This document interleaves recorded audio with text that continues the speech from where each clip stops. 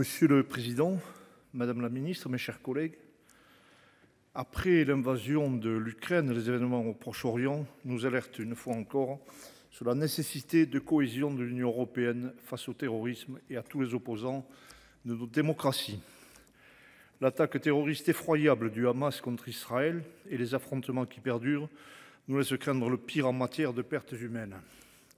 Ce déchaînement de haine et les exactions commises contre des enfants, des femmes, des innocents nous rappellent hélas les pages les plus sombres de notre histoire. Il est regrettable que la classe politique française ne condamne pas un tel massacre d'une même voix. Toutes nos pensées vont bien sûr aux victimes, aux otages, aux blessés, ainsi qu'à leurs familles et au peuple israélien.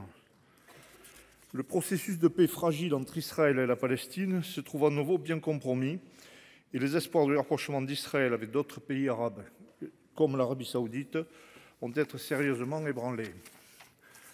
L'Union européenne était fortement impliquée dans ces processus. Dans cette situation critique, restons mobilisés, ne nous décourageons pas.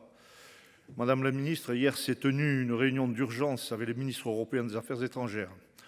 Au-delà du rappel des règles de droit international humanitaire et de nécessité de solutions politiques à cette crise que semble privilégier la France, pouvez-vous nous parler plus précisément des prochaines étapes et des mesures envisagées?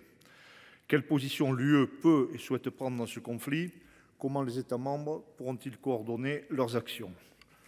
Sur notre front, contrairement aux prévisions de Vladimir Poutine, l'agression de la Russie contre l'Ukraine a constitué un ciment fort pour les pays européens. Ces derniers ont montré à cette occasion leur volonté de consolider leurs capacités militaires et de se préparer à de futures crises géopolitiques. Nos réflexions sont-elles suffisantes? Avançons-nous assez vite? Comment envisager l'évolution de notre politique européenne extérieure ou encore la constitution d'une armée européenne dans un tel contexte? Concernant précisément la situation en Ukraine, deux questions me paraissent majeures.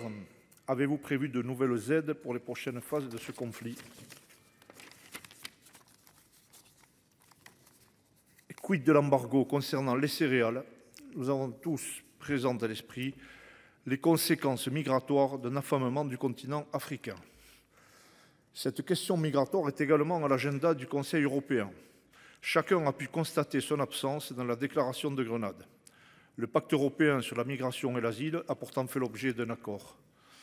Mais les divers blocages sont toujours prégnants. Qu'en est-il? En France, les chiffres 2023 de l'aide médicale d'État explosent. La Méditerranée reste malheureusement le théâtre de trop nombreux drames humains. Les conflits, les catastrophes naturelles et les tensions sur le continent africain nous laissent présager le pire pour l'avenir. L'Europe ne pourra pas accueillir toute la misère du monde. Alors que certains de nos voisins, comme la Russie, insensibles à tous ces drames, nous observent en se frottant les mains sans manifester le moindre geste d'altruisme. Nous avons besoin d'une gestion et d'un cadre commun lorsqu'il s'agit de flux migratoires. Nous ne pouvons pas laisser la responsabilité de cette politique à d'autres pays. Quelle position la France adoptera-t-elle afin de faire évoluer ce dossier?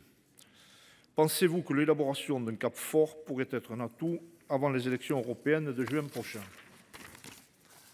L'UE vient de faire face à deux crises majeures concomitantes, la crise Covid et l'invasion de l'Ukraine.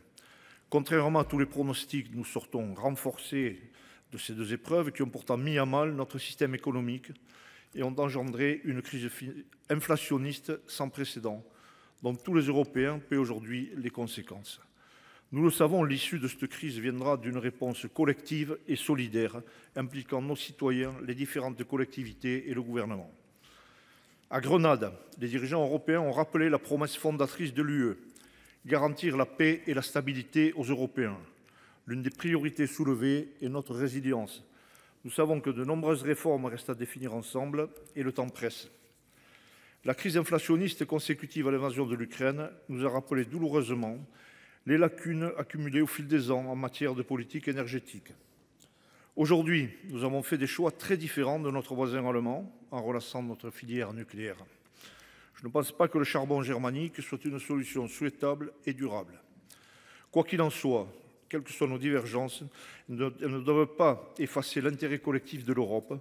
En matière énergétique, nous devons continuer à prospecter et acheter ensemble sur les marchés mondiaux. À l'aube de 2024, notre cap doit être clair. Un effort tout particulier doit être accompli en matière d'énergie renouvelable. On ne peut que saluer la décision du gouvernement de relancer notre filière nucléaire avec la construction de nouveaux réacteurs. Il paraît maintenant évident que si l'on veut sortir de notre dépendance aux énergies fossiles, il faudra très rapidement améliorer notre mix bas carbone, nucléaire et énergie renouvelable. Les citoyens européens doivent avoir accès à une énergie durable, abordable et suffisante.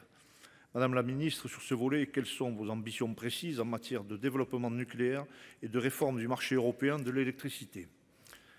J'aimerais évoquer un autre enjeu de souveraineté essentiel pour notre continent, l'agriculture. La France, par la voix de sa première ministre, a enfin décidé l'arrêt des surtranspositions qui ont tant pénalisé notre filière et je m'en réjouis.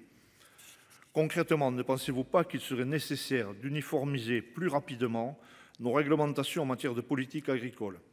Ainsi, l'Europe pourrait parler d'une seule voix en se donnant par là même une image plus crédible sur les marchés internationaux. L'Union européenne doit poursuivre ses réformes de simplification et d'uniformisation des politiques de tous ses membres. Tel est le prix de notre souveraineté et de notre avenir commun. Dans un tel contexte, le scrutin européen de 2024 revêt une importance primordiale. Conscients de la poussée populiste, tous les Européens convaincus devront se serrer les coudes et s'impliquer pleinement. Ne laissons pas la main aux eurosceptiques.